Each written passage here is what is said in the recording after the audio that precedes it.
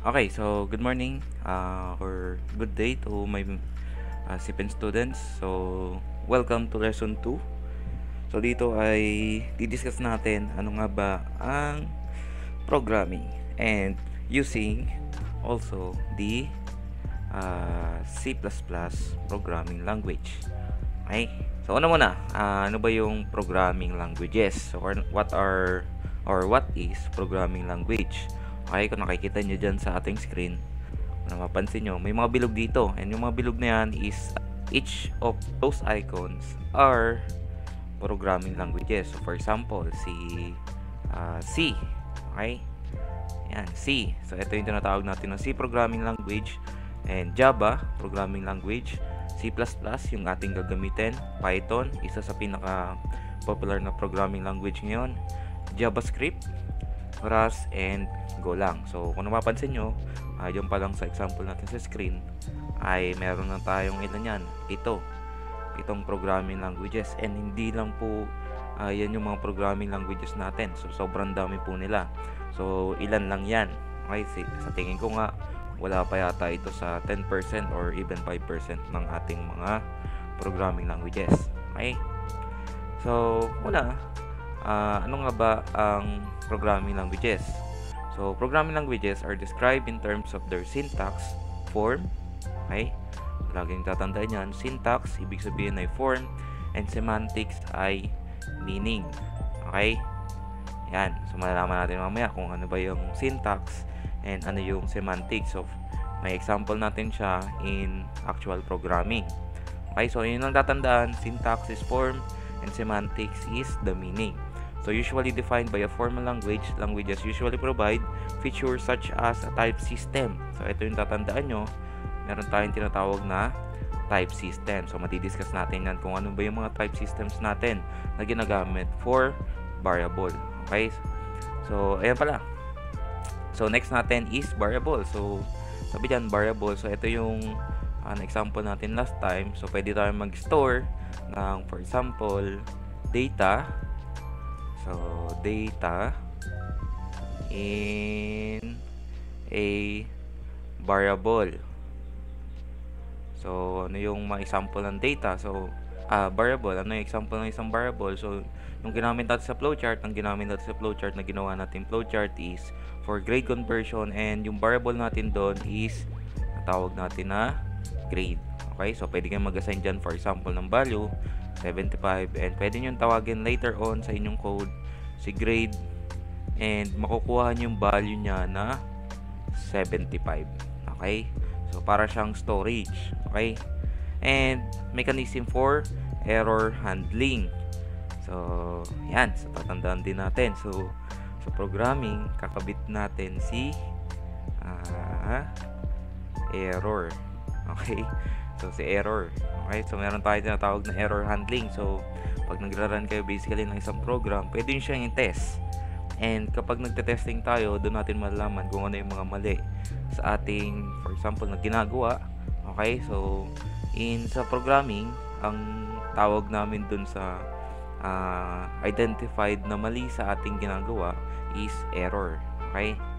So, an implementation of programming language in the form of a compiler or interpreter. Okay? Compiler or interpreter, ito yung ginagamit natin for una, writing a code. Okay? So, doon kayo nagta-type and doon din kayo magra-run. So, ano ba yung example niyan?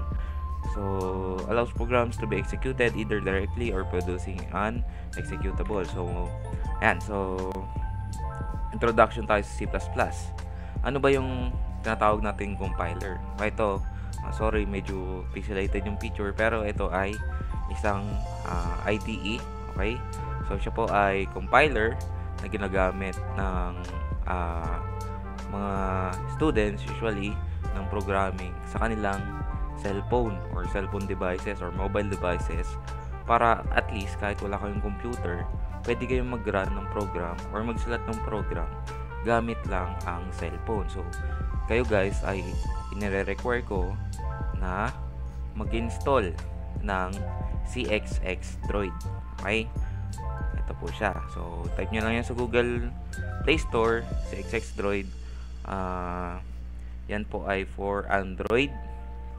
Yan, CXX Droid. Yan. So, ito po yung itsura niya. Okay? So, pwede tayo mag-run dyan. And, papakita ko sa inyo ang example. Nasaan yung... Yan. So, napansin nyo, ito ang example. Kumuna lang ako sa YouTube. Natamad kasi mag-record sa cellphone. So, ayan po, pwede nyo search yan sa Play Store. And makikita nyo yun doon. CXX Droid. Ito yung title niya ha. Tandaan nyo. C or C++ compiler IDE. And tinatawag natin compiler.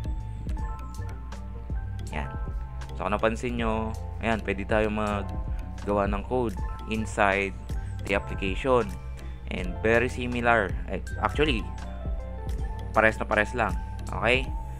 Yan. So, pwede siya mag-run. Kung napansin nyo, nakapag-produce siya ng tinatawag natin na hindi ba mag-zoom in dito? Ay, bawal. Hindi natin mag-zoom in yung video. So, basically, nakapag-run siya ng isang program gamit lang ang cellphone. Okay? So, ayan. So, lumabas dyan yung Asan. I think pangalan niya tayo nung pangalan niya nga.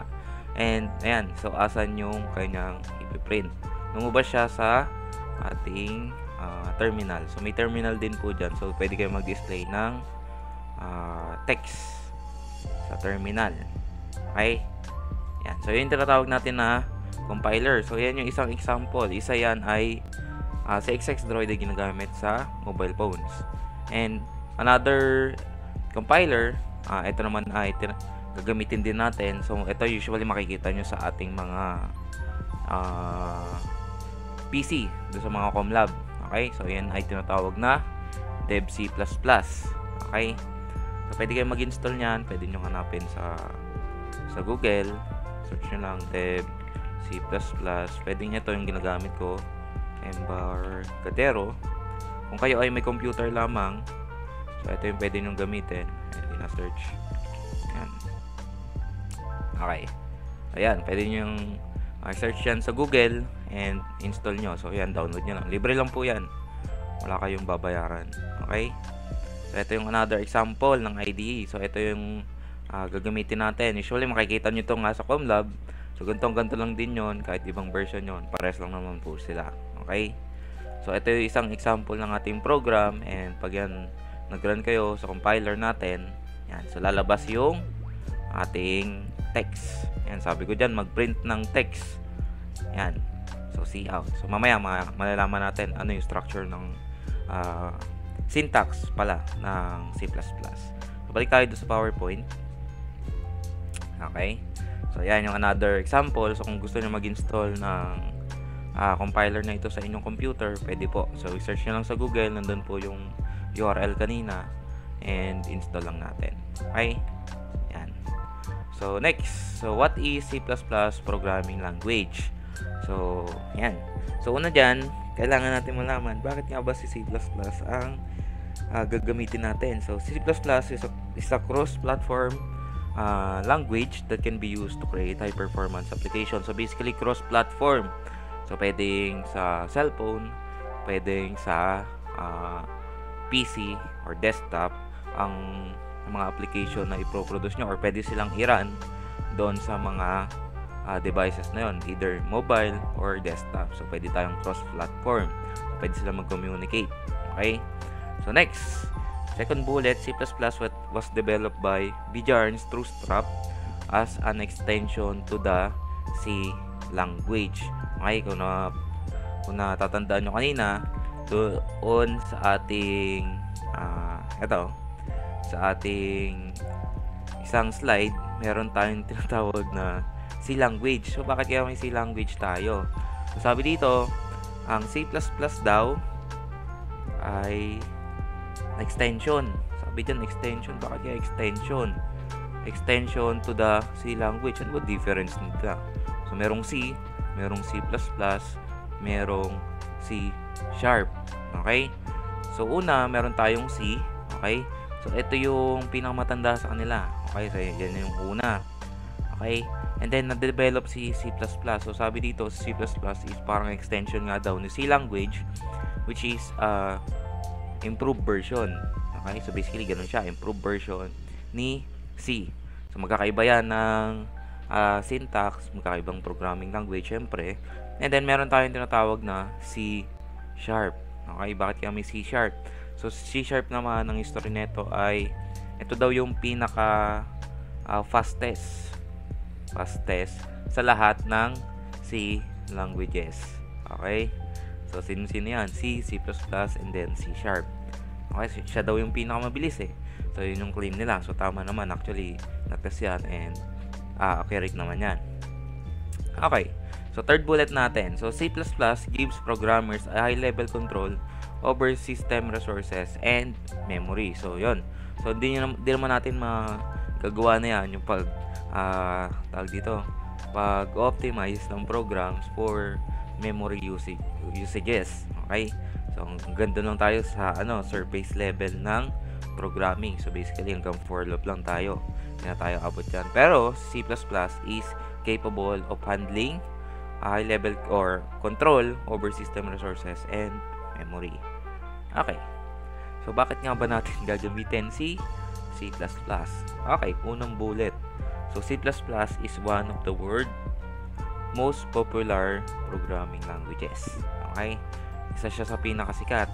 And kung pupunta kayo sa desktop nyo, usually lahat ng modules dyan is gawa sa C++. Okay? So, sa back-end niya. So, yun ay mostly gawa sa C++.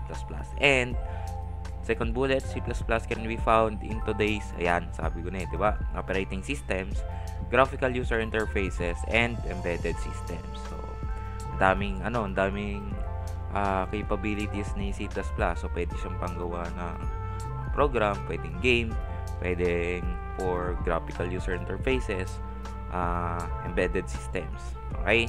And then, third bullet, C++ is an object-oriented programming language which gives a clear structure to programs and allows code to be reused, lowering development cost. So, sa programming, meron tayong tinatawag na OOP. Okay? Or Object-Oriented Programming. Okay? Yan. So, sabi dyan, Object-Oriented Programming. So, C++ is capable of handling OOP tasks. Okay? So, pwede kayong pwede kayong maggawa ng code na optimize para sa reusability. Okay? So, by the way, di rin natin matatakal yan. So, kasi yan ay advanced topic ng computer students or mga students natin sa DCS. So, meron tayong subject dyan na OOP mismo. Yun yung talaga yung subject, Object-Oriented Programming. Yan. So, hindi naman natin matatakal yan. Wala tayo doon. Okay? So, next bullet, yung pangapat na bullet, C++ is portable and can be used to develop application that can be adapted to multiple platforms. So, yun yung kanina. So, pwede tayo gawa for mobile application and as well as desktop. And then, pinaka-importante sa lahat, bullet number 5, sabi dyan, C++ is fun and easy to learn. Yan. So, malalaman natin sa pagtapos ng SEM. So, kayo nang bahalang musga kung yan ba ay masaya or hindi. Okay. So, pang ilang bullet to? Pang-anim. Okay, pang-anim na bullet. So, as C++ is close to C, yung sasabi sa inyo. So, close daw siya sa C, C#, and Java. Okay? So, it makes it easy for programmers to switch to C++ or vice versa. Okay? So, ito yung catch dyan. Kapag natutunan nyo si C++, madali na lang mag-transition kay C, kay C#, okay? Kay Java, and even sa gagamitin yung mga languages, for example, Arduino, PL, or programming language. Magkakalapit sila ng syntax. And kung titingnan natin ang syntax ng Arduino, ito siya. Pwede mo natin zoom ito. Yan. Mapapansin ninyo sa C++, di ba may include din tayo? Meron din sa Arduino. Okay? Yan. Yan. So, meron din tayo sa Arduino. And kung papansinin nyo, even the declaration is almost similar. So, very similar siya sa syntax ng Arduino. So, kung titingnan natin itong structure ng C++ program, yan, so tingnan nyo yung parts by parts tayo. So, una, meron tayong include. Okay? Meron tayong, ayan, using namespace std. So, ito ay dalawa. So, merong header, meron tayong namespace. So, kung titingnan natin ang syntax ng Arduino, ito yung example. Okay? Open lang natin yung bagong image. Yan. Kung titingnan natin, very similar sila. And then, also using the same syntax for including libraries. Ayan, include. Hashtag include. So, balik tayo dito sa ating structure. So, structure natin, meron tayo dito, delete ko lang to, current slide. Yan. So, sa structure natin, meron tayong include. Okay? Ayan, oh. Sa atin meron. Meron din sa Arduino. So, ito ay C++, by the way. So, C++ programming language syntax. And then, so, isa-isay natin muna. Meron tayong 9 lines dito. So, una, first line. Okay? So, by the way, ang compiler natin ay binabasa yung ating code from top to bottom. Yan. Okay? Yan. So, first line, meron tayong include dyan. So, header file. So, kailangan yung sauluhin yan. Ayan ay kailangan lahat ng code natin sa C++ ay merong ganitong declaration. Okay? Then, line number 2. So, using namespace std. Ito ay another declaration for standard namespace. So, mamaya i-explain sa inyo kung bakit merong ganyan. So, number 3. So, number 3 natin, meron tayong tinatawag dito na main function. So, main function is para siyang entry point. So, entry point. Ano ba pag sinabing entry point? Kung magbibigyan ko ng analogy, pero para siyang sa bahay natin. So, sa bahay natin, saan ba tayo pumapasok? Wala ka naman sa bintana. Siyempre, pumapasok tayo saan? Sa pintuan. So, sa door. So, ito yung parang entry point ng ating program. So, basically, i-skip niya itong dalawa. So, pagtapos niya dito sa dalawa, dito siya agad pupunta. Kahit may code pa kayo dito sa baba, may ibang function kayo. Let's say, meron kayong function dito, another code, ignore niya yan. Ang pupuntahan niya ay ito, si main method. Okay? So, no matter what, kahit ilang function meron kayo dyan, as long as meron tayong main method, dito siya papasok sa main method or sa pintuan. Kahit may mga bintana kayo dito, yan, kunyari bintana. Okay? Hindi siya papasok dyan. Alam naman dyan, doon kayo pumasok. Doon tayo sa main door. Okay? So, yun lang yung laging tatandaan dyan. So, main function is the entry point. Okay? So, line number 4. Sa line number 4, kung papansinin, meron tayong curly bracket. Okay? Curly bracket. Ano ba itsura ng curly bracket? Ganyan po. Okay? Si curly bracket, si 4 and then si 9 ay meron. So, kung papansinin nyo, magkaiba sila. So, ito yung tinatawag natin na open curly bracket. So, pag ganun siya, or pakanan yung kanyang bukas. And then, ito naman yung pangalawa natin, pakaliwa siya. Ito yung closing. Closing. Ay. Okay.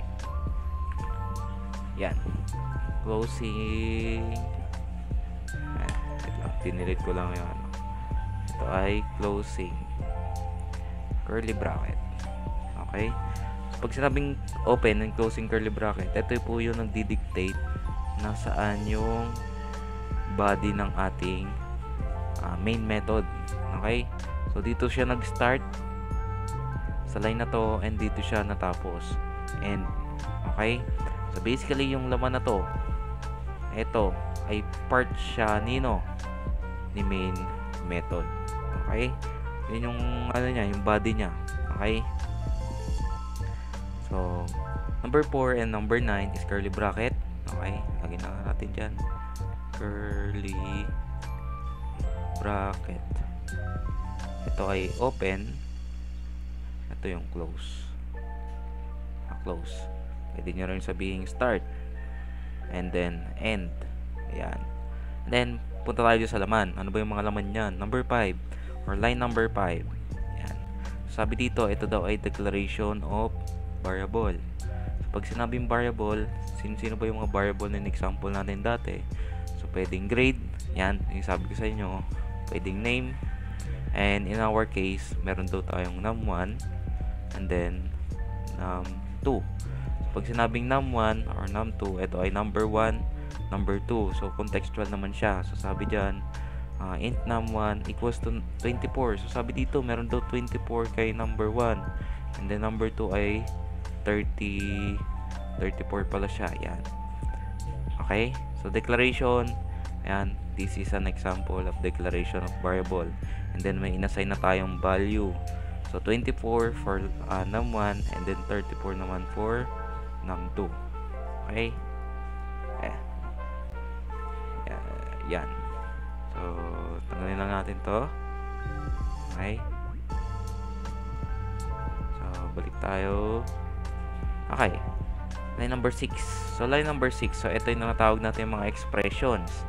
Sabi dito, pwede siyang mat na. So, meron tayong expressions dito. So, ang example of expression, may declaration pa rin naman dito. So, this is also example of declaration. Kung pansin nyo, may equals. And then, ano yung sinabing expression? Pwede tayong gumamit na ng addition, subtraction, multiplication, and then division dito. Okay? So, in our case, meron daw tayong nangyari dito na addition. Okay? Or sum. So, sabi dyan, num1 plus num2. Okay? Then, semicolon. And then, meron pa dyan. So, int result is equals to num1 plus num2. So, ito ay meron tayong summation dito. So, sum ng dalawang variable na ang laman ng num1 ay 24 and then num2 natin ay anong laman? 34. And then, kung ipag-add nyo yan ay 24 plus 34. Ano magiging value natin? 58. And then, si 58 ay naka-assign kanino? Kay result. Okay? So, ayan siya. Naka-assign siya dito kay result. Tanggalin muna natin lahat. Okay. So, line number 7, sabi dito, cout. Okay? Sabi dito, output. O, sir, ano po yung output? Sir, bakit may cout dyan?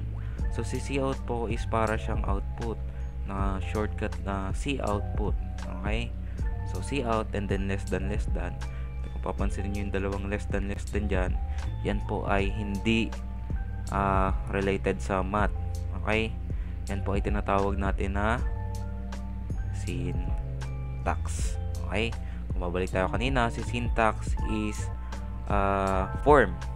And then, si semantics, ang example ng semantics natin ay si cout. So, ito naman ay semantics. Ano semantics? Semantics. Yan. Semantics is meaning. So, may meaning si cout. Anong meaning niya? output. Okay?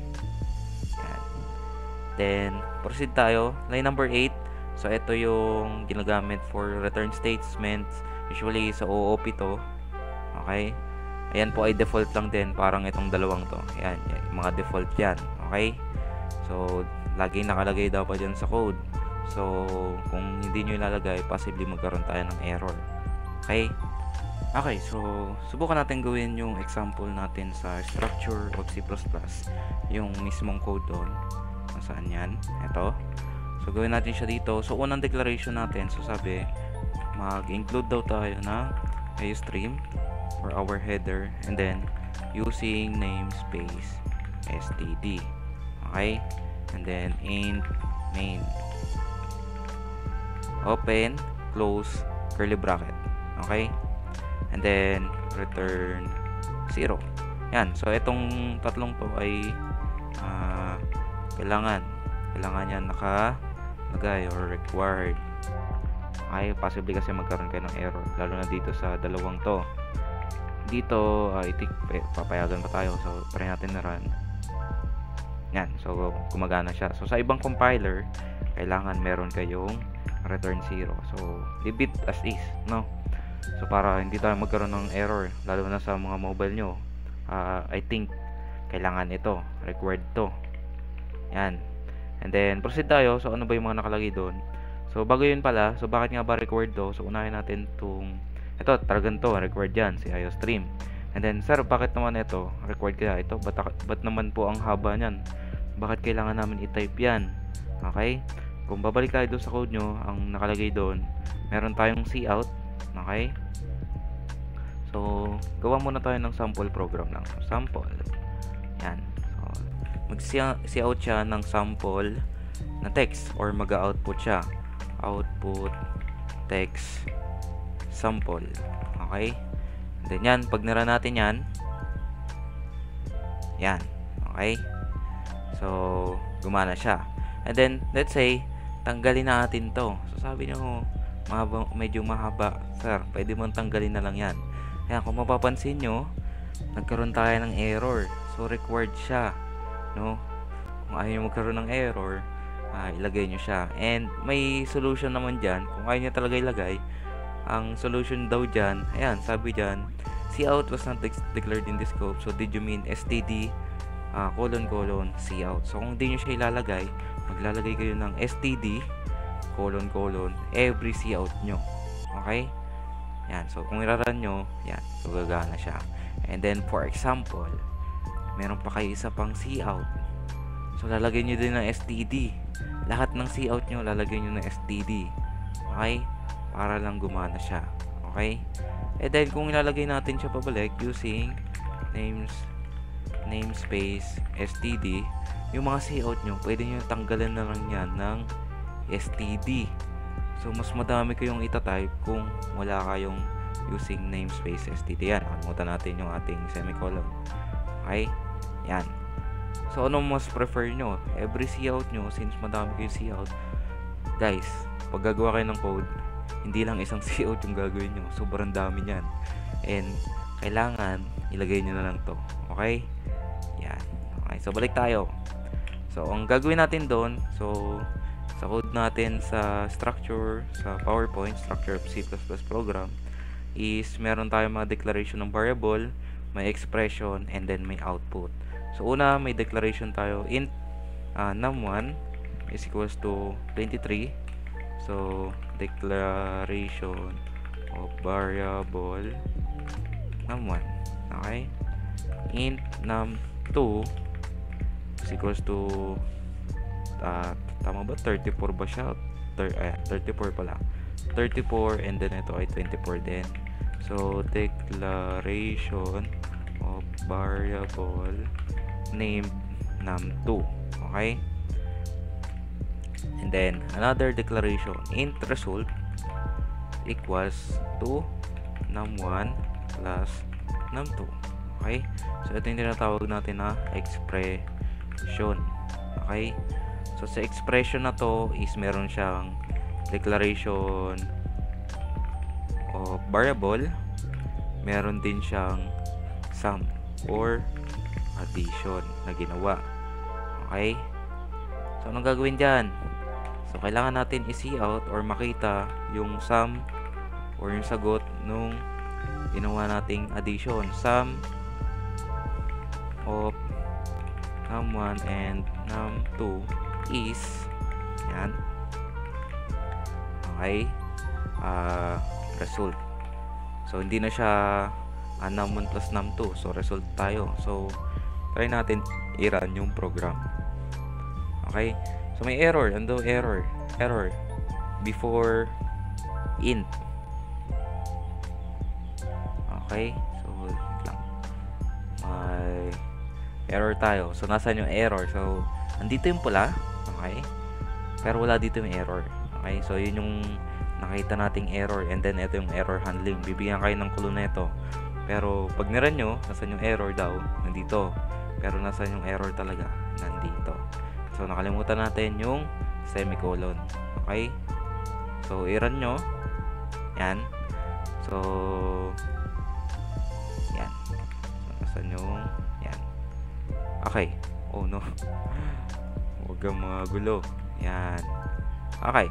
So, ano daw lumabas? Sum of num1 and num2 is 58. Okay? So, tama po ba? And then, pwede nyo baguhin yan. Say, 34 plus 34.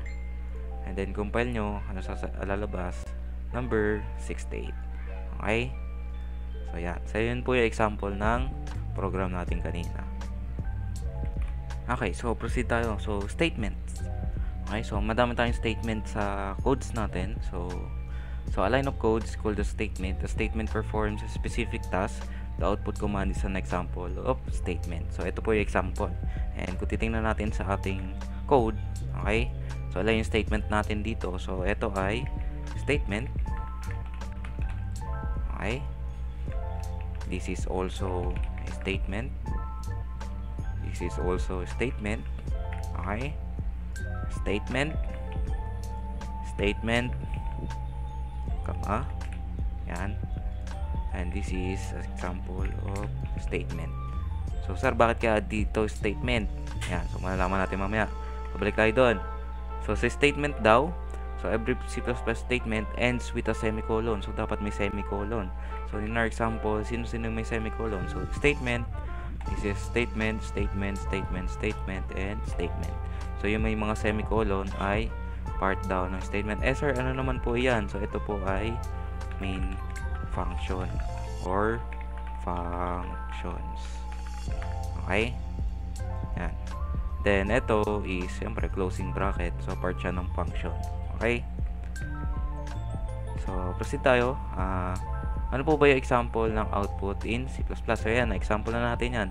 So, si cout is, yan, is a command na ginagamit ni C++. So, ito yung semantic. So, ito ay C, saan yung stylus ko? C output. So, pwede nyo tandaan nyo ng ganyan. C output. Okay? Yan. Or C out. Okay? So, ito yung dito. Ito yung syntax niya. So, meron siyang tinatawag natin na syntax, or ito yung power concatenation. Okay? Less than.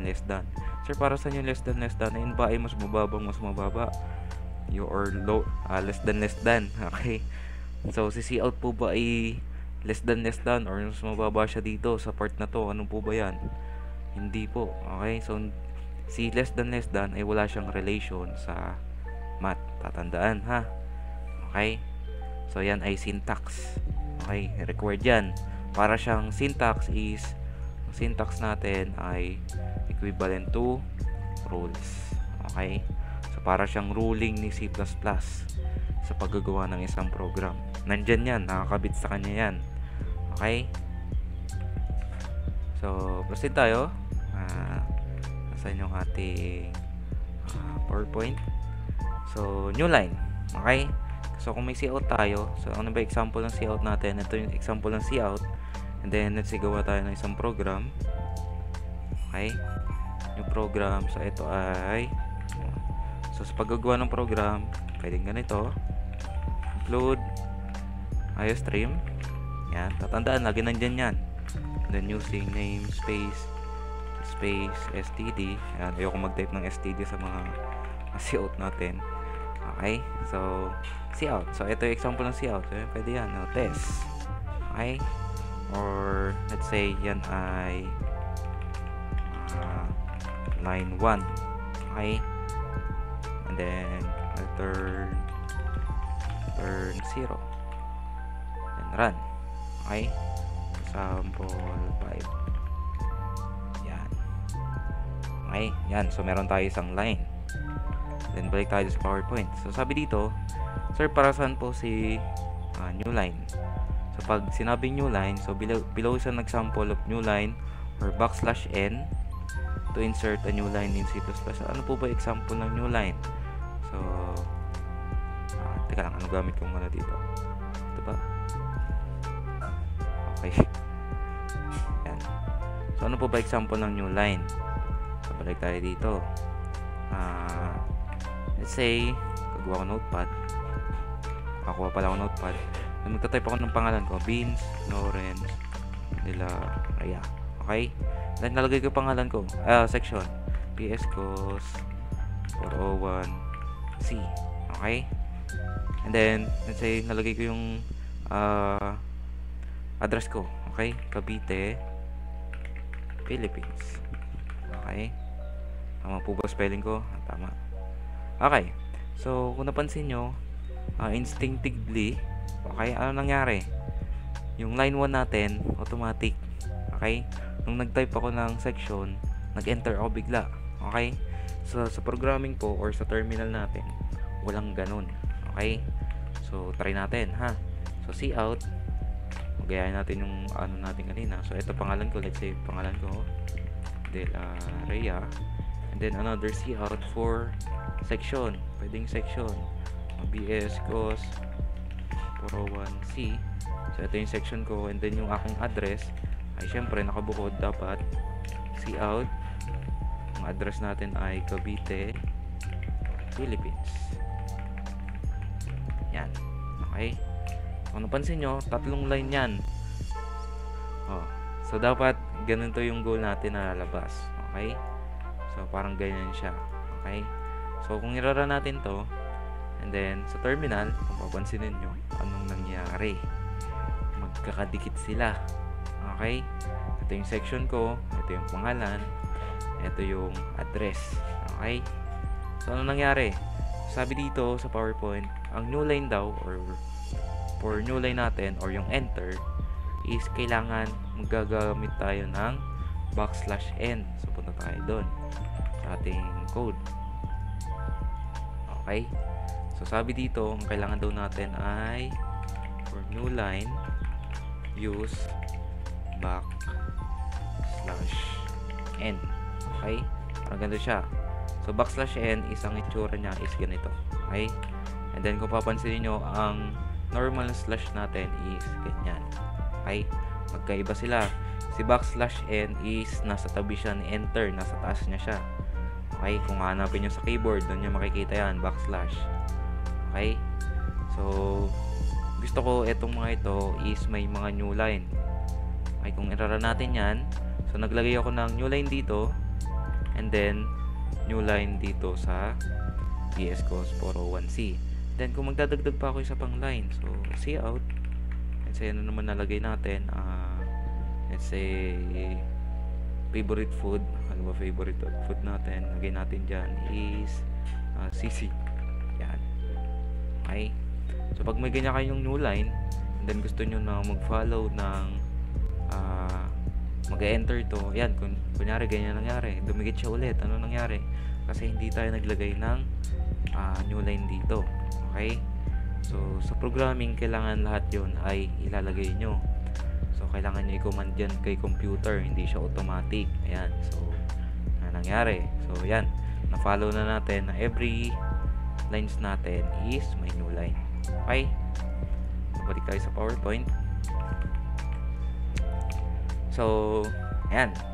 So, another example of new line of na ginagamit sa C++ is and L. Okay? So, paano ba siya gagamitin? So, very similar lang sila. Okay? So, kung dito naglagay tayo ng \n, okay? Tanggalin natin yan, ha? Iba yung gagamitin natin. And L. Okay? So, si and L guys, ha? And L. Hindi end 1. Magkaiba yan. And L po siya. Okay? Yan yung 1. Ito yung L. And L tayo. And L. Okay? So, ganyan lang po. Wala siya sa loob ni tawag dito, ni string. Compared dun yung kanina, nasa loob siya ng quotation. Okay? So, ito ay string. Type of string. And then, dito, another and L. Yan. So, ganyan po siya ginagamit. Very similar sila. So, bahala na kayo kung anong gagamitin nyo. Okay? So, ako mas prefer ko dati is gamitin na lang. Nung natutunan ko si \n, yun na lang ginamit ko kasi mas madali siya i-type. Compare dito, ilang characters so to? 1, 2, 3, 4. Okay, 4 na characters. Meron ka pang ito pala. Dudugtong mo to. Okay? Dudugtong mo yan tapos kasama pa si NL. So, mas mahaba siya ita-type. So, by the way pala, si \n is merong dalawang way yan. So, pwede nyo siya dito ilagay sa unahan. So, kung irara natin yan. Okay? So, ganun pa rin yung nangyari. Okay? So, pwedeng dito, pwedeng hindi siya dito ilagay. Pwedeng dito sa unahan. Depende na kung ano ang inyong preference. Okay? So ako mas preferred ko na nasa dulo lagi yung mga new line. Okay. So balik tayo sa PowerPoint. So input. So si input guys, eto ginagamit na natin to kanina. Nasaan si input? Eto siya. Ito yung tinatawag natin na hindi pa pala natin to ginagamit. Si input. Okay? Yung kanina ay output or cout. Cout. Okay? Ito ay ginagamit for printing or yung magdi-display tayo ng mga hello, yung ganyan. And now, we will use cin to get a user input. Ano po ba si user input? Ano yung example niya? Okay? So, in this example, ang ginamit niya dito is gumawa siya ng program na magdi-display ng, for example, ginawa natin to sa flowchart. Hello, and then ang inyong pangalan, let's say, beans. Okay, so paano natin siya gagawin? Okay, balik tayo sa IDE natin. Kuha tayo bagong program. Okay, yan. So, include iostream. Okay, using names space std. Yan. Then in main. Okay, then return 0. Yan. So, pag gagawa kayo ng program, pwedeng ganyan muna gawin nyo. Buuin nyo muna yung mga required. Okay? Then, ito kasi yung body of code natin. Body of main function. Yan. Pwede dito. Okay? So, yan.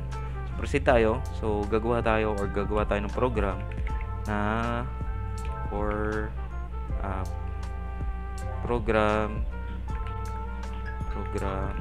that displays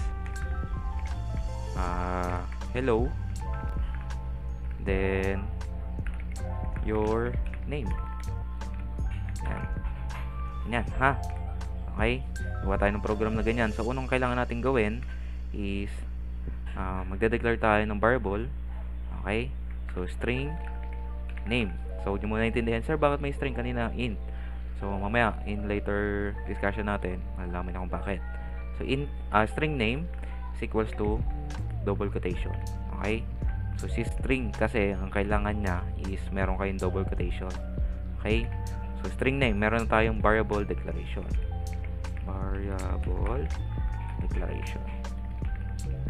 Yan. Okay? For name. And then sabi dun, ang cin daw natin is ganyan yung kanyang syntax. Okay? Kung papansinin nyo, paano yung syntax nya. Okay? Tanggalin lang natin to. Okay. Sa syntax ni cin, unlike cout, okay, ang cout natin ay less than. While si cin ay greater than.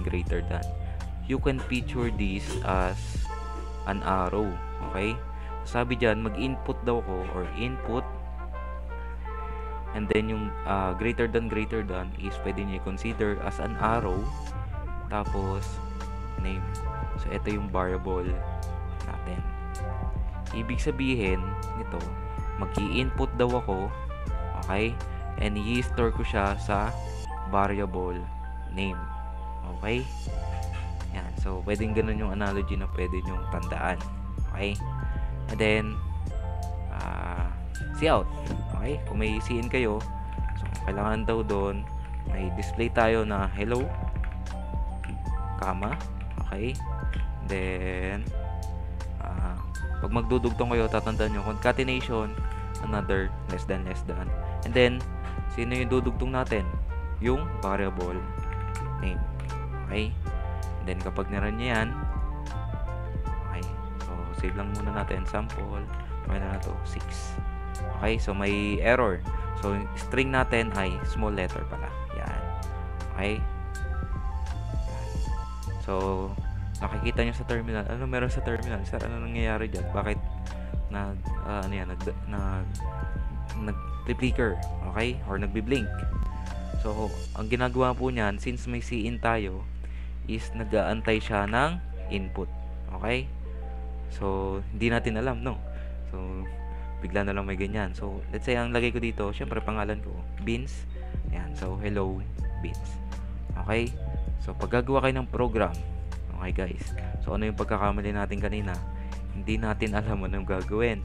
So, kung non-programmer yung makakita ng terminal na yon, hindi niya alam ang gagawin dun sa program. So, anong kailangan natin gawin? Lalagay tayo ng context para alam ni user ano yung gagawin niya.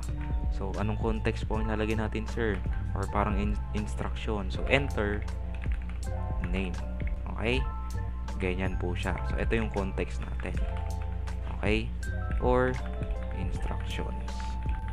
Okay? And then, kung nirara natin siya, so, yan. Kung napapansin nyo, ano yung mas okay tingnan? Okay? Siyempre, ito. Kasi may instruction siya nakalagay dyan. Contextual siya. Mag-enter daw ko pangalan. I-enter ko yung pangalan ko. Beans. Okay? Hello, Beans. Okay? Pag gagawa kayo ng program, dapat may ganito. Context. Ano yung gagawin ni user sa inyong program? Siyempre, kailangan nyo paalam sa kanya. Mag-enter ka ng pangalan. Okay? Then, sir, gusto ko may space dito. Kasi yung example mo dun sa yung may space. So, paano pong gagawin natin dun, sir? So, kung papansinin nyo, dito sa ating cout, yan, pwede kayo maglagay dyan ng space. Okay? Naglagay kayo ng space dyan. And then, run natin yung program. Enter name, wekwe. And then, kung papansinin nyo, nagkaroon tayo ng space. Okay? And pwede kayo maglagay dyan ng madaming tab. Okay? Susundin nyo yan. So, lagay tayo. Ayan. Random na lang. And then, kung papansinin nyo, sinunod nyo rin yung tab. Okay? So, yan ay part ng string. So, ini-store nyo rin kahit yung mga tab spaces natin. Okay? So, ibalik natin doon kasi kailangan lang naman natin ay space lamang. Yan. Okay? Okay. So, C++ comments. So, ito nakikita nyo nito kanina. Ginagamit ko siya. So, comments can be used to explain C++ code and to make it more readable. Okay? Hi. Yan. Sabi dito, make it more readable. It can also be used to prevent execution when testing alternative code. May I explain kung bakit. Comments can be single line or multi-line. So, by the way, single line yung ginagamit ko kanina. And then, ito yung isa. Okay? Ang isa is multi-line. So, ganito siya. So, unahin muna natin si single line. Then, balik tayo dun sa sample program natin. Okay. So, nasan ba yung mga comments dyan? Kung napapansin nyo, ang start ng comments natin dito is double slash. Okay? Double slash. Okay, hindi siya backslash yung backslash ganito. Okay? Yan, double slash tayo. And then, kung napapansin nyo, dito sa ating, at sa IDE mismo, ang kulay ng comments. Sino ba yung mga comments dyan? Ang kulay ng mga comments is sky blue. Tama ba? Yan. So, puro sky blue. Yan. And, yan. Okay? So, sir, bakit gumagamit ka pa ng comments? Pwede mo naman i-type siguro dyan, sir, sa iyong, sa IDE natin, sa iyong IDE. So, na diretso lang. So, for example, magko-comment ako dito. So, this is a comment. Yan. So, kung papansinin nyo, yan. Okay? So, sabi dito, invalid use of this is non-member of function. So, ito kasing this is a reserved keyword na tinatawag. And then, tagalin muna natin yan. So, magpupulos tayo ibang error. Yan. A was not declared in the scope. Tagalin natin si A. Si comment was not declared in scope. Itong error na to, particularly, is para sa variables. So, kunyari, gumamit ka na yung variables na name. And then, hindi siya naka-declare dito. Let's say, ito, name 1. And, ginamit mo name. Ayan. So, same error sila. Pero may hint siya dito. Did you mean name 1? Kasi ginamit mo, ang declaration mo dito, di ba? Ang ginamit mong variable is merong 1 sa dulo. Okay? So, yan. So, magagamit na siya. And then, balik tayo dito. Si comment is not declared. So, ibig sabihin, hindi kayo pwede mag-iwan ng any random text dyan or random comments without slash. double slash. Okay? And then another scenario. So meron daw isa pa sa ating PowerPoint, another type of comment, which is a multi-line comment. Okay? So para saan po ba ginagamit si multi-line comment? And then kung papansin niyo, siya ay merong slash, asterisk, and then yung pangtapos na is asterisk, slash. Okay? So para saan kaya yan? So parang ito ay pwede nyong ihalin tulad sa curly bracket. Meron tayong open, meron tayong close, meron kayong start, meron kayong end, meron kayong open, meron kayong close. And ano yung body niya? Yung nakapalaman sa gitna. Okay? So in this case, nasa yung start natin, ito, and then yung body natin is ito. Okay? Kasi yung ating end closing multi-line comment is nandito sa baba. So ibig sabihin, starting in this word, okay, matatapos siya dito sa executed. Kasi after na executed, ma-encounter niya na si closing. Okay? So this is part of a whole comment. Okay? Kung hindi na applicable na, for example, yung comment nyo is sobrang haba. Meron kasing sa mga code kasi, meron yan, meron pang copyright yan eh. And then which is yung mga copyright na yun sobrang haba. Okay? Kasi ito copyright. Yan. Pangalan ng author name. Ano pa ba? Description. Yan. Ano yan kung sobrang haba niyan? Example, description, ganyan. Yan. Okay? So, ginagamit po natin si multi-line comment, yan, para dito sa mga purposes na to, yung sobrang haba na. Okay? So, hindi kasi kayo gagamit yan, kailangan naman every line nyo is lalagay nyo ng ganyan, di ba? So, gumamit na lang tayo ng multi-line comment. Okay? So, yan po yung difference ng dalawa. Okay? So, this is a single line comment, while this is a multi-line comment. Yan. Okay? So, ayan po yung example niya. Okay? So, single line and multi-line. So, ganito ginagamit si multi-line. And then, sabi doon, balik tayo doon sa PowerPoint. Sabi doon, si comments daw can be used to can also be used to prevent execution when testing alternative code. Okay, ginagamit po ng mga programmers, lalo na kapag kayo ay experience na, ginagamit si comments for filtering. Okay? Filtering kung ano yung mga part ng code ang walang error. Kunyari, comment out niya to. And then, pag niran niya yan, okay, so, anong mali to? Was not declared. Ayan, name 1 to pala to. Ayan, may pal ba yun, no? Okay, so, pag naran nyo, ayan, kung napansin nyo, sir, di ba sa cout meron yan kanina, yung enter name. And then, sir, bakit hindi na siya lumalabas? Nagpa-function siya, pero hindi na lumabas si enter name, nang wala yung context natin. Kasi, si comments is ini-ignore siya ni compiler. So, basically, kung naka-comment out yan, hindi siya babasahin ni compiler. I-ignore niya yan. Kung dito tayo nag-start, and then nakita niya to, comment to, and then this is another comment.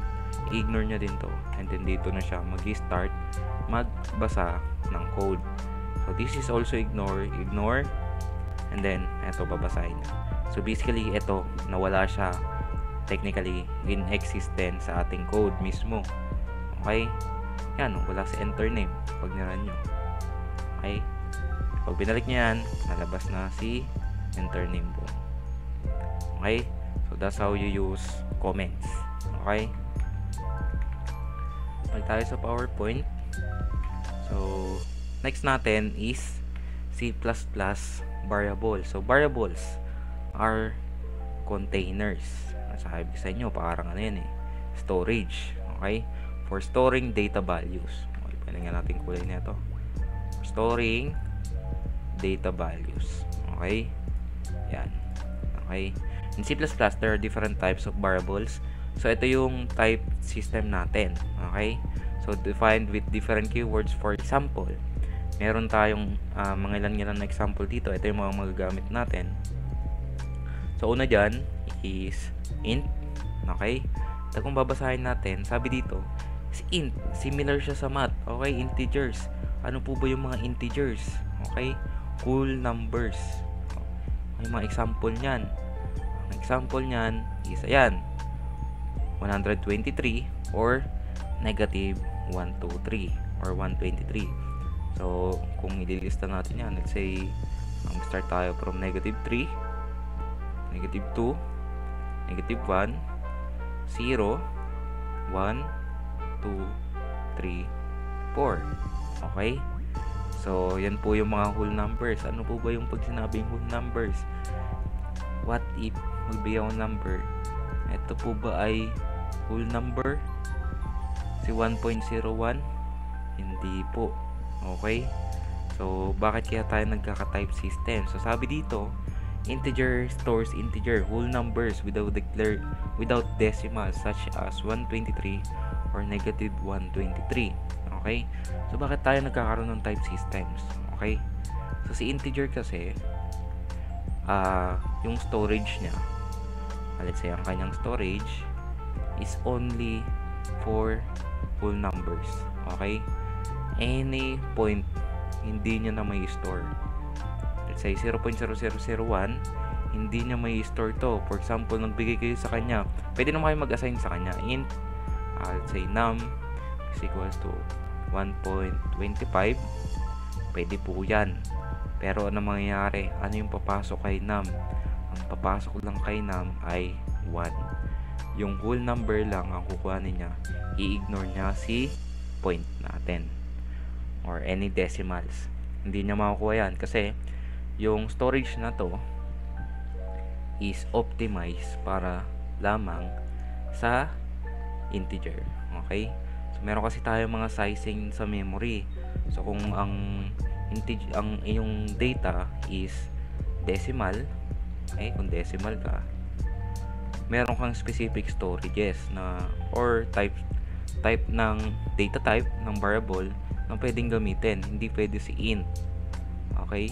Si int is, let's say, siya ay 25 KB lamang. Or kahit bytes nga lang yata ito eh. For example, 25 KB lang ang kaya niyang store.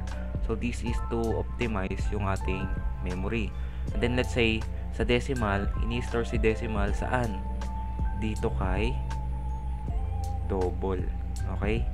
Si double. Pwede si double mag-store ng decimals. And then, yung storage niya is default na hanggang 125 KB. Okay? So, pwede siya mag-store ng decimal. Pwede rin siya mag-store ng whole number. Okay? Pwede nyo gamitin yan. Pero kung gagamitin nyo to, and ang inyong mga data na ipapasok lang is puro whole number, nag-overcommit tayo or gumagamit tayo ng mas malaking space sa memory compared kay integer. So, yun yung basic explanation sa kanya. Okay? And, tanggalin natin tong mga to. Ito lang. Ayan, pampagulo. Balik tayo dito. So, next variable type natin is doubles. Sabi dito, stores floating point numbers with decimals such as 19.99 or negative 19.99. Okay, so ito ay ginagamit natin for decimal. Yan. Okay, decimal. Si double. Okay, so tatandaan yan. Pwede siya mag-store ng decimal. Okay, or floating point numbers ang tinatawag sa programming. Okay? And then next natin is char. O hindi siya yung char na ito ay character. Okay? Store single character such as A or B. Char values are surrounded by single quotes. Ito yung tatandaan nyo. So yung mga characters natin is surrounded by single quotation. Okay? Yan. Say C. Okay? Or 1. Yan. Character, pwede siya mag-store ng character na 1. Okay? Pwede po yun. As long as single character. Pag sinabing single character, isa lang siya. Okay? So, ano ba yung mga example ng hindi na character? Let's say, meron na yung CA. Ito ba, pwede pang maging single character to? Hindi na po. Okay? So, yung mga single characters, ito yung mga example. Pwedeng special characters, pwedeng numbers, pwedeng alphabet. Okay? Next, string. Yan. So, string stores text. Pag sinabing text, such as hello world. Yan. So, pag kailangan nyo declare ng variable na mag-i-store ng inyong pangalan, kasi ano ba yung example ng pangalan nyo? Beans. Ay, huwag yan, hindi kita. Ay, ano pangalan ng example ng pangalan nyo? Beans. Hindi nyo pwedeng gamitin yan or store sa int. Hindi pwede. Hindi rin siya pwede sa double. Okay? Kasi hindi naman decimal yan. Okay? Hindi siya number. Hindi rin siya pwede sa character. Kasi ilang character na to? 1, 2, 3, 4, 5. 5 na. So, hindi pwede. So, sa string nyo siya i-store. So, sa declaration, kailangan may string beans is equals to double quotation. Kung papansin ninyo, baliktad pala. String variable name, dito nyo sisingit variable name is equals to beans. So, dapat siya ay surrounded by double quotation. So, yun yung pang storage natin ng text. Okay? So, hindi siya pwedeng wala nito. Magkakaroon kayo ng error. So, kung napansin niyo dito, yung hello world natin, parehas siya. May double quotation. String values are surrounded by double quotes. Okay? Yan. So, laging tatandaan, kapag say ganyan, single quotation, this is character. Character. Kapag double quotation, boy, yan. So, this is string. Okay? Let's say, kapag number 1, pwedeng int. Pwede ring double. Okay? Kapag 1.1 is only, ito ay para lamang sa double. Yan. So, yun lang ang kailangan natin tandaan. Okay? So, yun yung mga data types natin. So, yun yung parang mga mini rules kung anong data type ang inyong gagamitin. So, kanina ang ginagamit ko kapag mga text is string, and then kapag integer ay int lamang. Okay? Yung katulad sa num1 and num2, sila ay int lang naman. Okay? So, proceed tayo. C++ variables, meron tayong tinatawag na, langasan yung aking pen. Meron tayong tinatawag na rules. Okay? Or meron pala tayong rules. So, names or variable name. So, ano ba yung mga in-example natin dati? Kung tatandaan nyo, grade, name, num 1, num1, 2, num2, di ba? Or ano pa ba? Ayan. So, basta yung mga example. Okay? So, first bullet natin or first rule, so, tatandaan, names can contain letters, digit, and underscore. So, basically, pwede mong ganito, number, underscore, 1. Pwede yan. Okay? So, names must begin with a letter or an underscore. So, pwede daw ako begin with, let's say, variable name. Yan. Pwede po. Okay? Pwede kayo yan. And then, names are case sensitive. My bar and itong my bar na to are different variables. So, si my bar, okay? And yung isang my bar na small caps lahat is not equal to my bar kasi anong meron sa kanya? Meron siyang isang capital.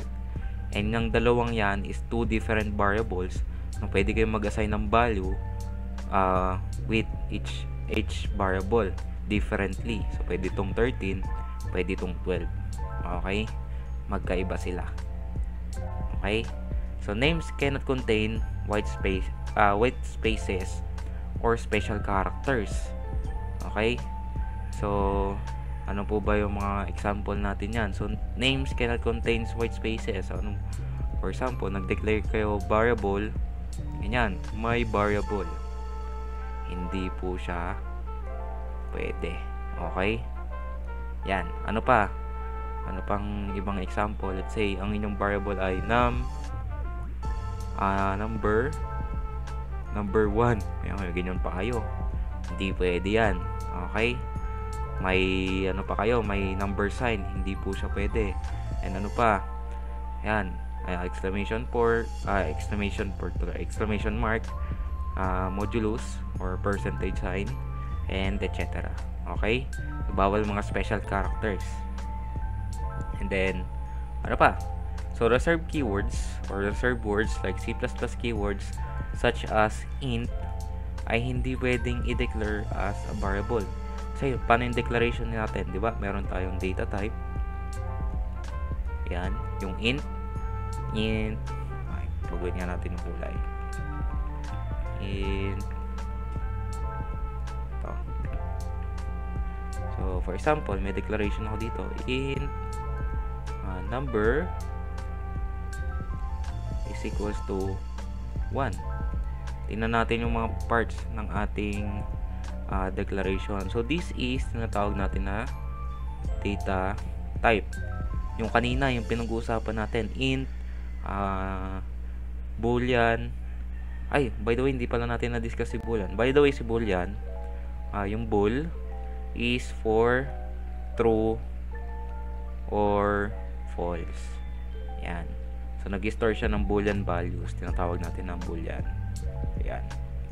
So, sorry, na-skip natin. Pero yan. Okay? So, yan yung isang data type. Meron pa tayong double, int, string, character. Okay? And then, sino to? Ito ba ay data type? Hindi po. Ito yung tinatawag natin na variable name. So, nakadepende sa inyo kung anong gagamitin yung variable name. Kayo yung pipili niyan. Okay? And you have the leeway kung anong gusto nyo yung pangalan as long as pina-follow natin tong rules ni C++ naming. Okay? Sa ating mga variables. Okay. So, next is meron tayong equal. So, ito ginagamit for assigning value. Okay? And then, kung assigning value yan, ito yung value. Okay? Or yung data. Okay? So, ito ay 1. 1. Pwede ba siya sa integer? Pwede. Okay? So, ganun po siya ginagamit. And ito yung mga rules natin. So, yan yung tatandaan nyo. Okay? So, next. So, ito yung mga accepted variables. Ito yung pinag-usapan din natin kanina. So, si myvar is pwede. Okay? Nagko-contain ba siya ng special character? No special character. Okay, pwede. How about ito? Wala ring special character to. Okay? Ito ba pwede? Special character kaya si underscore exempted siya. Okay? So, hindi siya kasali. Kasi allowed po si underscore. Kung babalik tayo dun sa rulings natin. Okay? Yan. So, pwede siya. Okay? Tatandaan. And then, next natin. So, ito daw yung mga hindi accepted. Bakit kaya? Okay? So, di siya accepted. Kasi, yung variable natin ay nag-start saan? Sa number. Hindi kayo pwede mag-start with a number. So, kung napapansin nyo kanina, ang ating declaration is num1 kasi nasa dulo si number. Kasi, pwede natin pag-segment o num1, num2, num3. Hindi pwede yung 3 num, 4 num. Hindi siya pwede. Okay? bawal to, lalo na special character, hindi siya pwede. Okay? And then ito, ano yung mali dito? Meron siyang white space or meron siyang space. Hindi po yan pwede. Kung gusto nyo magkaroon ng space or parang visible segmentation yung inyong variable, lagyan nyo na lang ng underscore. May variable. Okay? So, hindi pwede yung may space dito. Lagyan nyo na lang ng underscore. Okay? And then, eto kaya, bakit kaya ito mali? Kasi ito ay tinatawag natin na reserve keyword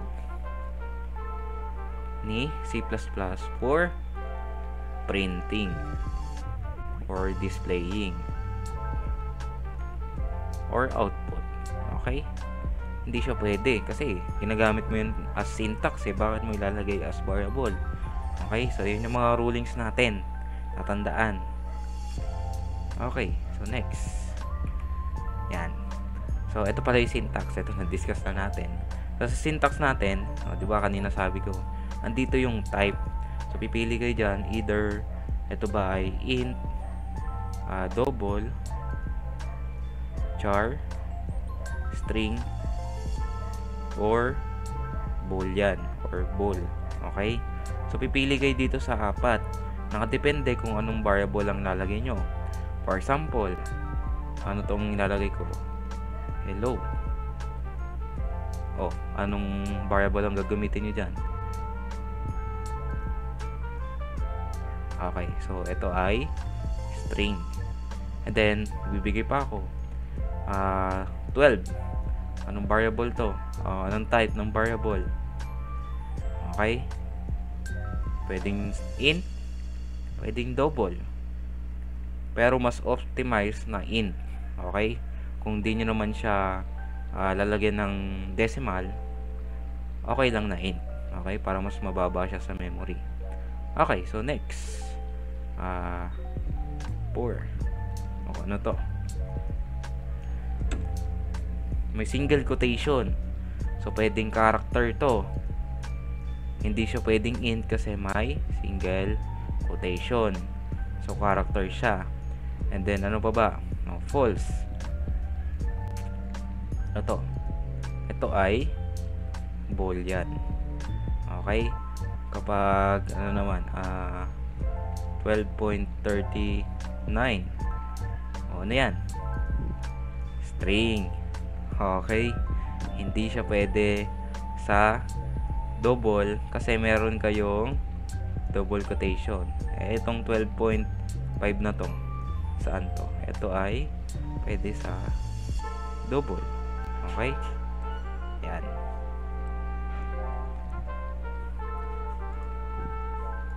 So, yan. So, another example. Example of variable declaration. So, kung titingnan natin yung data or value na ipapasok niya, tama po ba? May double quotation, and ano yung ginamit niya na data type? String. Okay? So, by the way, small letter to, small letter S. And then, ano to? Variable name. Ito yung data type. Ito yung value. Okay? So, ito ay variable name. Accepted ba yung mga variable names nila? Accepted to. And then, ito ay accepted. Okay? So, tama ba yung declaration? Tama po. Okay. So, ayan. So, ito yung gagawin natin ngayon. So, gagawa kayo ng program. So, try nyo muna. And, ito yung sample natin. So, ano ba yung ginagawa ng program na to?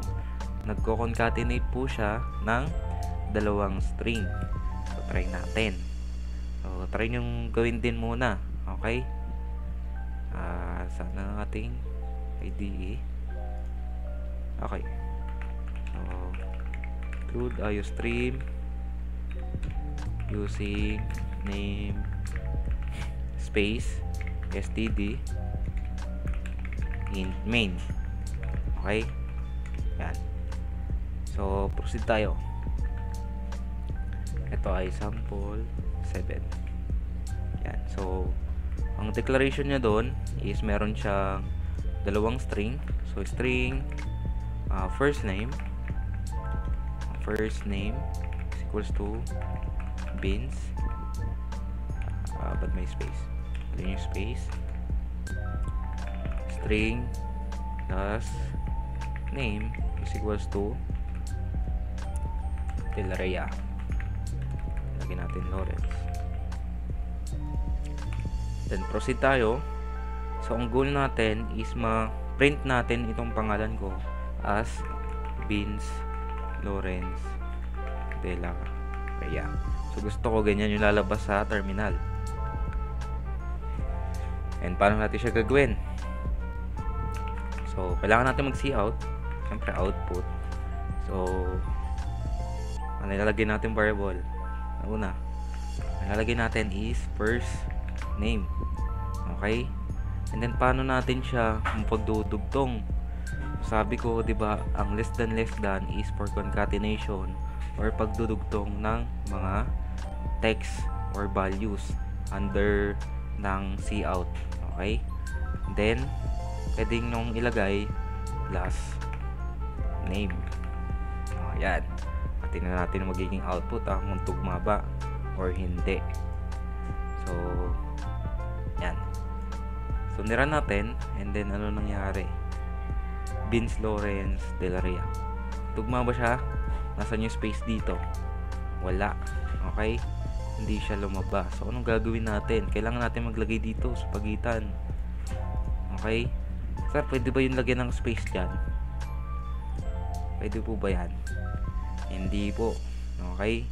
So, si space is a kind of pwedeng character, pwedeng string. So, try nga natin ng character siya. Okay? So, kailangan natin mag-concatenate. Okay? Lagay ko ng space as character. Pag nagde-declare ko character, di ba, kailangan may single quotation. So, try natin i-run. Yan. Okay? So, nakita po siya dito. Na-store niya yung space. Sir, paano kung gusto kong mas mahaba yung space? Dalawahin ko. Yan. Ayun. Kung napansin nyo, nagkaroon ng error. So, pumasok kayo sa memory. Nasaan yung isang space? Ba't kaya nag-output ng number yan? So, possible ito ay memory address. So, out of index na kayo. So, basically, ang kaya lang i-store ni character is double quotation, di ba? Single character. So hindi pwede na dalawang space. So, kung gusto niyo dalawang space, i-bind nyo. Okay? Double quotation. Pwede kayo mag-only spaces diyan. So walang problema. Okay? Yan. So yun yung difference. Okay. Yan. So nagigets po ba? Yan. Okay. So proceed tayo. So dito po sa C++, meron tayong mga tinatawag na operator. So kung papansinin niyo sa mga operator natin, ano yung difference niya? Para siyang arithmetic operation, di ba? So addition, syempre plus. Subtraction, minus. Multiplication, sir, ang ginagamit namin sa X. Sa programming po, guys, sa IDE natin, ang gagamitin nyo is asterisk. Okay? Nandyan siya kay 8 or 8 na key natin. So, kailangan nyo mag-shift 8 para makuha nyo si asterisk. Hindi natin pwedeng gamitin si X. Hindi siya pwede, ha? Okay? And then, division. Sir, ang divide namin, tawag dito, ganyan. Okay? Hindi po yan pwede. Walang ganyan sa keyboard natin. Ito, iba to. Modulus to. Gagamitin natin is slash. Okay? Sir, di ba yung slash ginagamit natin sa comment? Double slash naman po yun. Magkaiba yung double slash kay single slash lang. Okay? Hindi sila magkapareho.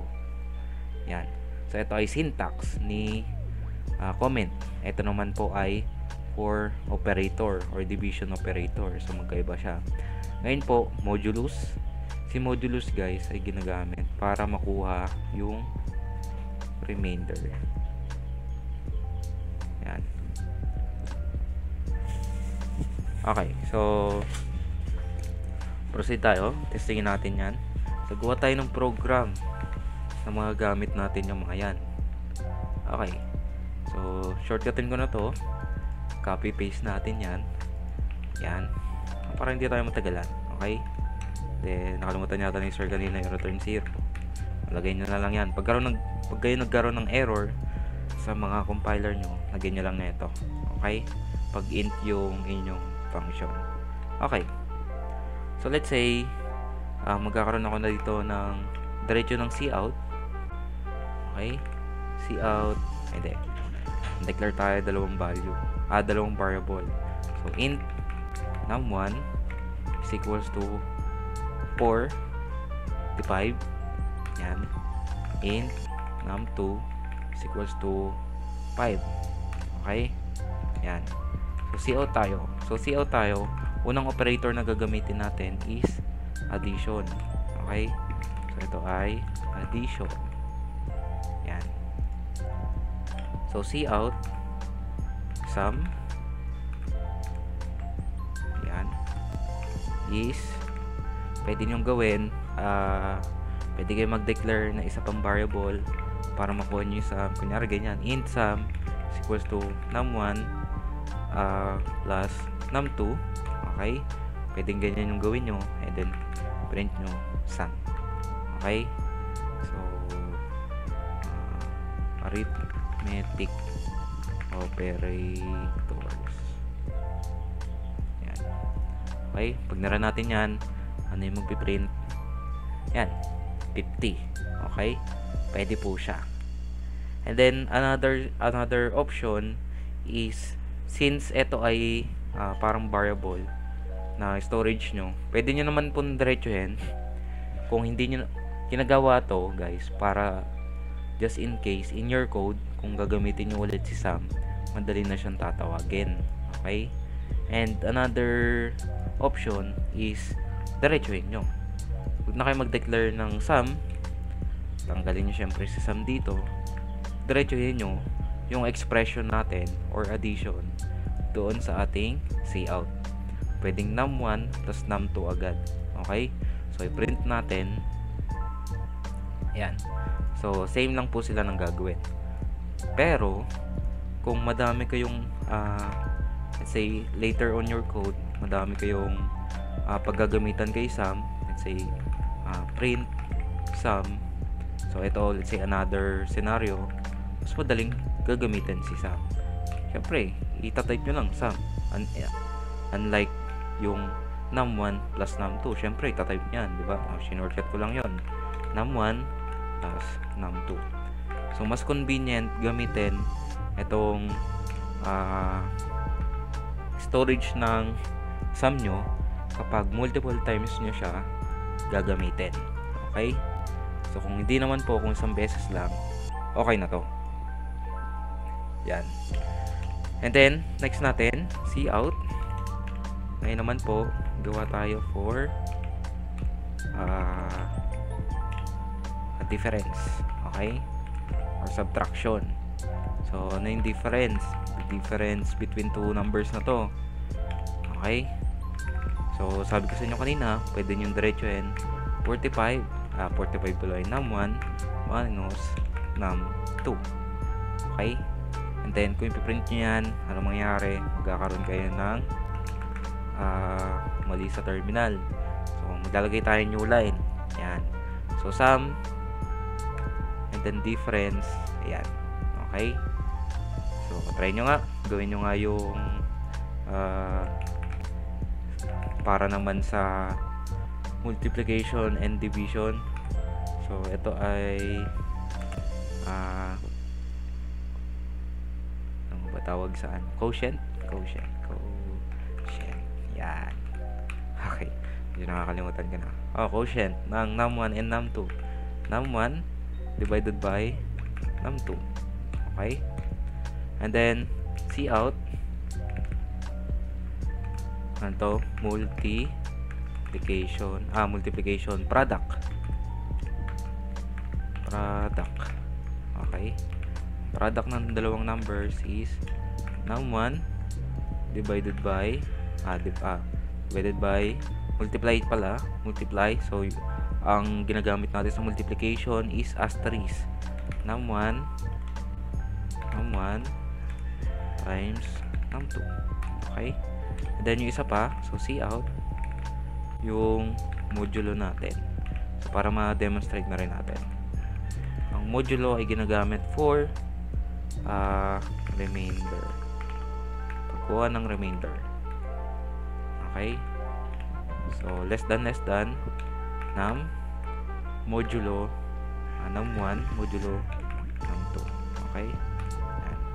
So ito ay modulo, ito ay multiplication,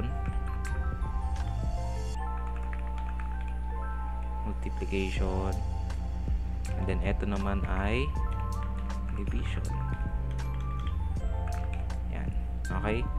So itapat nga natin to dito kasi magka related sila. Okay? So meron na tayong for sum, difference, quotient, modulo, remainder, and then product. So kung imo-modulo natin or di-divide natin 45 divided by 5, anong magiging sagot natin? Makukuha tayo ng 9 kung division, and then kung remainder, ano magiging remainder niya? Yan ang tanong. So ano magiging remainder? Dapat lalabas ay 0. Okay, so tingnan natin. Ayan, wala pala tayo end L. Nakalimutan na naman ni sir. End L. Yan. So by the way guys, sa programming may tinatawag tayo na tae. Yan. Huwag kayong mahiya magtae. Okay? So ano po ba yung tae? Trial and error. Okay? Pag nakita nyo may error kayo sa program, ulit lang ulit. Okay? So may choice kayo dito magpaulit-ulit, mag-trial and error, magtae. Okay? Oh no. Okay, so yan. So proceed tayo. So tingnan natin. So tama po ba ang sum ng dalawang number na to ay 50? Ang difference nila ay 40. Okay? Ang quotient ay 9. Okay? Tama po ba? 45 divided by 5 ay 9. And then ang remainder natin 0. O, diba? 0 ang lumabas. And then ang product ay 225. So, ganun lang po ang paggawa ng parang simplest calculator. Okay? Sa ating C++ programming language. Yan. Okay. So, ito pa yung isa. So, another program is a simple calculator. Okay? So, ito naman po ay simple calculator para saan? Sum of two numbers. And then, try nyo siyang gawin. So, sa inyong bahay, try nyo gawin ito. Okay? So, ano lang yung kailangan nyong gawin dyan? Sum lang po. Or addition. So, paano siya? Meron siyang input. Ayan, kung papansin ninyo. May enter. Enter num1. Enter num2. Sum of two numbers is 9. Okay, kahit addition lang muna tayo. Okay, magiging activity nyo yan. So, kung may tanong po, mag-chat lang po sa akin. So, ito na po yung end ng ating lesson for today. Okay? Yan. So, see you again this week and next week. So, good luck sa ating midterm examinations.